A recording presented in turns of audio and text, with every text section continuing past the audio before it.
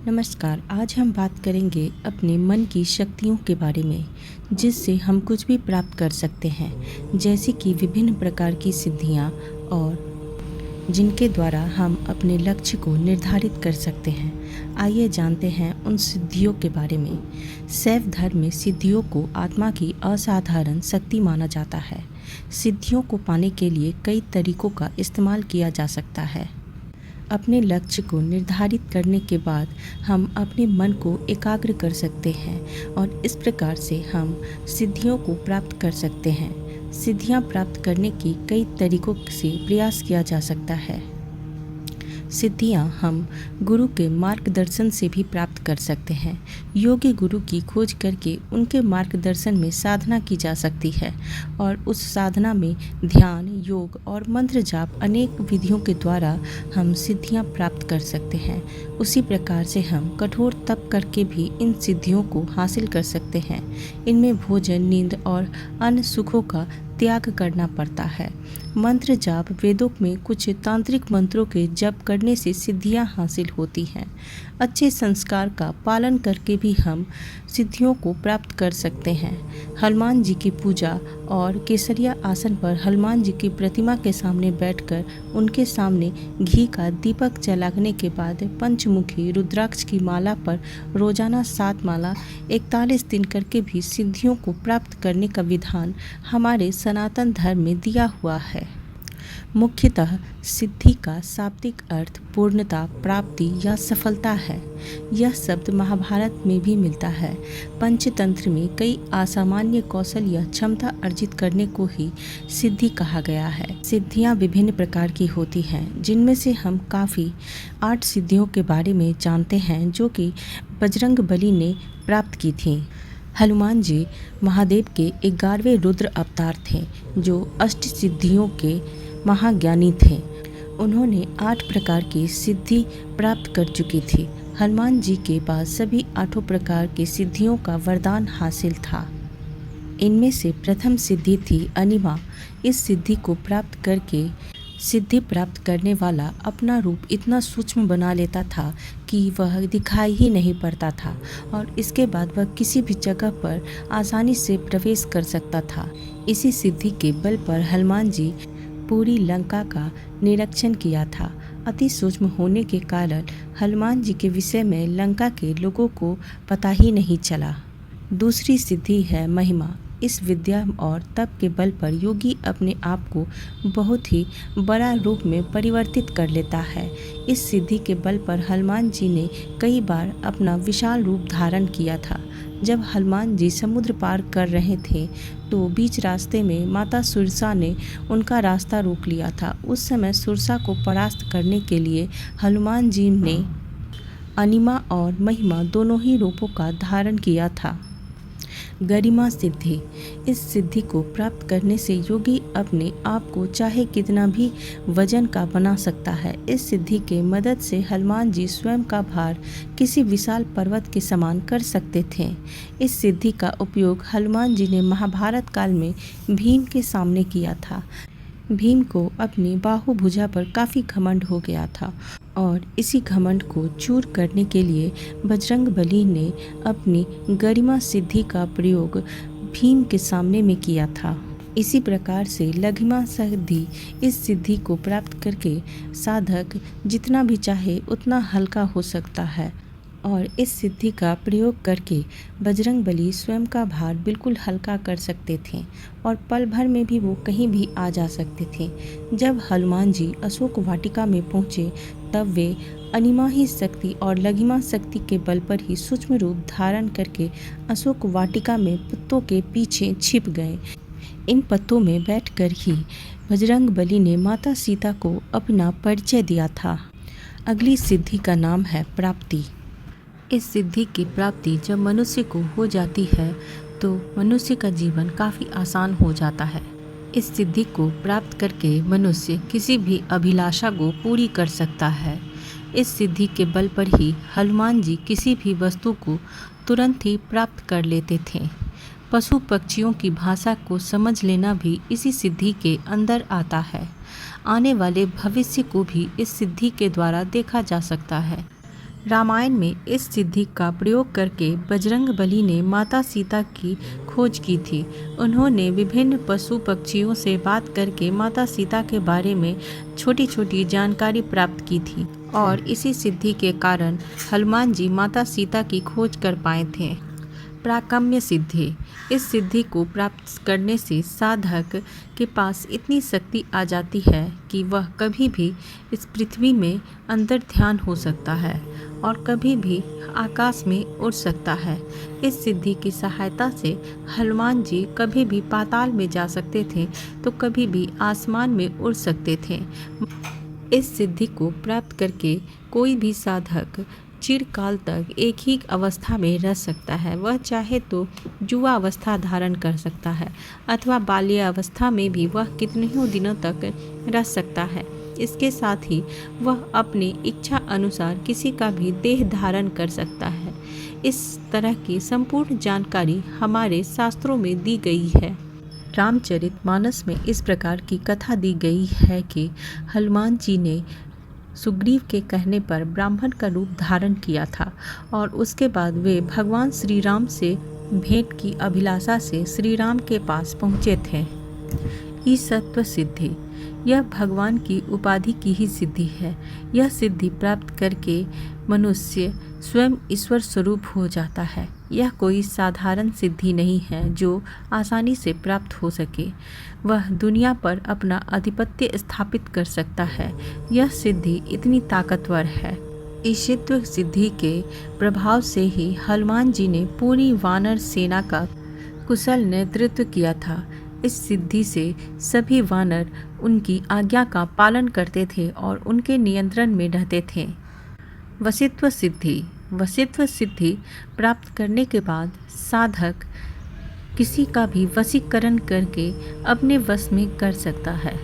यह अपने वश में करने की क्षमता की सिद्धि है। इस सिद्धि के प्रभाव से साधक किसी को भी अपने वश में करके कोई भी काम करा सकता है। हमारे सनातन धर्म में और भी ऐसी विभिन्न प्रकार की साधनाएं हैं जिनके द्वारा और भी सिद्धियां प्राप्त की जा सकती हैं। जैसे कि वैष्णव मत के मुताबिक 10 प्रकार की गौण सिद्धियां भी होती हैं, जिनमें से एक है अनुर्मिमत्वम, जिसके अनुसार न ही भूख लगती है और न ही प्यास लगती है और दूसरी शारीरिक इच्छाएं भी इससे प्रभावित होकर के साधक के वश में चली जाती है। दूसरी है दूर श्रवण, इससे दूसरों की बात दूर से भी सुना जा सकता है। दूरदर्शनम, यह तो नाम से ही परिलक्षित है कि दूरदर्शनम है, यानी दूर की चीज़ों को आसानी से देखा जा सकता है। मनोजाव एक ऐसी सिद्धि है जिससे हम अपने शरीर कहीं भी प्रकट हो सकते हैं। काम रूपम, इच्छित रूप को धारण कर लेना इस सिद्धि के अंदर आता है। पराकाया प्रवेशम, दूसरे के शरीर में प्रवेश कर जाना, यह सिद्धि इसके अंदर आती है। स्वच्छंद मृत्यु, अपनी इच्छा से मृत्यु को धारण करना स्वच्छंद मृत्यु में आती है। देवानाम सह क्रिया अनुदर्शनम, देवताओं की लीलाओं का साक्षी बनना और उनमें हिस्सा लेना, साक्षात उन लीलाओं का दर्शन करना, इस देवानाम सह क्रिया अनुदर्शनम में शामिल है। यथा संकल्प ससिद्धि, अपने निश्चय को पूरा करना, यह सिद्धि में भी आती है। आज्ञा प्रतिहता गति, बिना किसी बाधा के आदेश की आज्ञा देना और उस आज्ञा का पालन दूसरों के द्वारा होना, यह सिद्धि का ही एक अंग है। सिद्धि शब्द का मतलब ही होता है कि ऐसी परालौकिक और आत्मीय शक्ति जो तप की साधना से हासिल की जा सकती है। जब सिद्धियों की बात आती है तो 16 सिद्धियां भी काफ़ी सुनाई देती है। अब जानते हैं इन 16 सिद्धियों के बारे में। 16 सिद्धि में वाक सिद्धि आती है। जो भी वचन बोला जाता है वह सभी पूर्ण हो जाता है। यह सभी वाक सिद्धि में आती है। वाक सिद्धि के अंतर्गत मनुष्य की बोली हुई छोटी से छोटी बात का काफ़ी महत्व रहता है। वाक सिद्धि युक्त व्यक्ति में श्राप देने की और वरदान देने की भी क्षमता रहती है। उसी प्रकार से दिव्य दृष्टि सिद्धि में व्यक्ति या साधक को इस प्रकार की दृष्टि मिलती है जिसमें दिव्यता रहती है और वह किसी का भी भूत, भविष्य और वर्तमान देख सकता है। प्रज्ञा सिद्धि। प्रज्ञा अर्थात हमारे ज्ञान की उपलब्धि। ज्ञान प्रज्ञा का ही दूसरा नाम है। प्रज्ञा का तात्पर्य है मेघा या स्मरण शक्ति, बुद्धि। ज्ञान के संबंधित सारे विषयों को प्रज्ञा सिद्धि से जोड़ा जाता है। प्रज्ञा सिद्धि को प्राप्त करके मनुष्य काफ़ी ज्ञानी बन सकता है और उसकी चेतना काफ़ी हद तक एक असीमित क्षमता को पा लेती है। दूर श्रवण सिद्धि। इसका तात्पर्य यह है कि आप भूतकाल, भविष्यकाल या वर्तमान काल में दूर से ही किसी के भी वार्तालाप को अपने वर्तमान काल में आसानी से सुन सकते हैं। जल गमन सिद्धि। इस सिद्धि के अनुसार व्यक्ति या साधक जल में आराम से चल सकता है, जैसे कि वह धरती पर आसानी से चलता हो। अदृश्यकरण सिद्धि। इसके अनुसार आप अपने शरीर को इस प्रकार से परिवर्तित कर लेते हैं कि आप दूसरों के लिए अदृश्य हो जाते हैं। यह काफ़ी असाधारण सिद्धि है। उसी प्रकार से वायु गमन सिद्धि। वायु गमन सिद्धि में आप वायु में आसानी से गमन करते हैं, अर्थात आप आसानी से वायु में उड़ करके एक स्थान से दूसरे स्थान पर जा सकते हैं। विशोका सिद्धि। विशोका सिद्धि के अंतर्गत साधक अपने एक रूप को अनेक रूपों में परिवर्तित कर सकता है। उसके बाद है कायाकल्प सिद्धि। कायाकल्प का तात्पर्य है शरीर में परिवर्तन कर लेना और मनुष्य इस सिद्धि में अपने रूप को किसी भी अन्य रूप में परिवर्तित करने की क्षमता रखता है। देव क्रिया नुदर्शनम सिद्धि के अनुसार साधक किसी भी देवता के साथ गमन कर सकता है और उनका सहयोग प्राप्त कर सकता है। गुरुत्व सिद्धि। गुरु बनना भी एक काफ़ी असाधारण सिद्धि है। गुरु सभी व्यक्ति नहीं बन सकते हैं। गुरु तत्व प्राप्त करने के लिए मनुष्य में एक असाधारण शक्ति होनी चाहिए। इसीलिए गुरुत्व सिद्धि का तात्पर्य किसी ऐसी सिद्धि से है जिसमें ज्ञान की भंडार होती है और साधक में देने की क्षमता हो। अगर मनुष्य या साधक में वह ज्ञान देने की क्षमता नहीं हो तो गुरुत्व सिद्धि का कोई भी तात्पर्य नहीं रह जाता है। और इसी प्रकार से भगवान प्रभु श्री कृष्ण को जगत गुरु कहा गया है और भगवान श्री कृष्ण को ही गुरुत्व सिद्धि प्राप्त थी। पूर्ण पुरुष तत्व सिद्धि। इस तत्व के अनुसार मनुष्य काफ़ी निडर और बलवान रहता है। दुष्टों के लिए उसका शरीर वज्र के समान और प्रेमियों के लिए वे काफ़ी दयावान रहते हैं। अनुर्मी सिद्धि। ये सिद्धि के अनुसार मनुष्य को किसी भी प्रकार की भूख प्यास नहीं लगती, उसे सर्दी या गर्मी का अनुभव नहीं होता, वह किसी भी दुर्भावना से ग्रसित नहीं रहता। मनुष्य पूरी तरह से अपने वश में रहता है। इच्छा मृत्यु सिद्धि। इस सिद्धि के अनुसार मनुष्य कभी भी इस शरीर को अपनी इच्छा से त्याग कर सकता है। और अंततः सर्वगुण संपन्न सिद्धि। जितने भी संसार में गुण हैं उन सभी को धारण करने की सिद्धि ही सर्वगुण सिद्धि कहलाती है। सिद्धियाँ मुख्यतः शक्ति के लिए प्राप्त की जाती है और शक्ति अर्थात भगवती का ही नाम है। माँ दुर्गा की नौवीं शक्ति जो सिद्धिदात्री हैं वे ही सभी प्रकार की सिद्धियाँ प्रदान करने वाली हैं और इन्हीं की पूजा से मनुष्य शक्ति सिद्धि संपूर्ण तरह की प्राप्त कर सकता है। शास्त्र में दिए गए विधि विधान से और पूर्ण निष्ठा के साथ साधक यदि साधना करे तो सिद्धियां प्राप्त की जा सकती हैं। सृष्टि में कुछ भी उनके लिए अगम्य नहीं रह जाता है और संपूर्ण ब्रह्मांड पर मनुष्य विजय प्राप्त कर सकता है। इतनी क्षमता संपूर्ण मनुष्य जाति में दी गई है। देवी पुराण के अनुसार भगवान शिव ने इनकी कृपा से ही इन सिद्धियों को प्राप्त किया था। इनकी अनुकंपा से ही भगवान शिव का आधा शरीर देवी का हुआ था। इसी कारण से वे संपूर्ण जगत में अर्धनारीश्वर के नाम से भी प्रसिद्ध हुए। माँ सिद्धिदात्री 4 भुजाओं वाली होती हैं और इनका आसन कमल का पुष्प होता है जो सिंह पर धारण किए हुए बैठती हैं। इनकी दाहिने तरफ नीचे हाथ में कमल पुष्प रहता है और इनके एक हाथ में शंख रहता है, दूसरे हाथ में ये चक्र धारण करती हैं। माता सिद्धिदात्री के विशेष प्रकार की पूजा अर्चना करने से ये अष्ट सिद्धि, नवनिधि, विवेक, बुद्धि, 16 प्रकार की सिद्धियाँ, 10 सिद्धियाँ, ये सभी प्रकार की सिद्धियाँ माता सिद्धिदात्री प्रदान करती हैं। माता का नाम सिद्धिदात्री 2 संस्कृत शब्द सिद्धि और दात्री से मिलके बना है, जिसका अर्थ ही होता है सिद्धि को प्रदान करने वाली।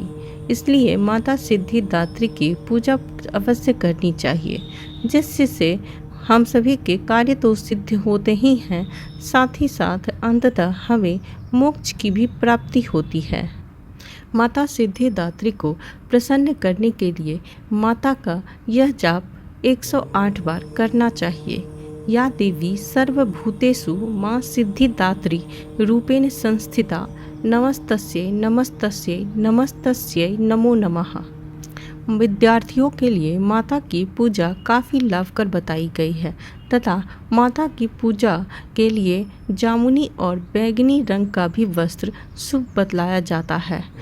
9 कन्याओं की भोजन कराने से माता का आशीर्वाद प्राप्त होता है तथा दुर्गा सप्तशती और दुर्गा चालीसा का भी पाठ माता को प्रसन्न करता है।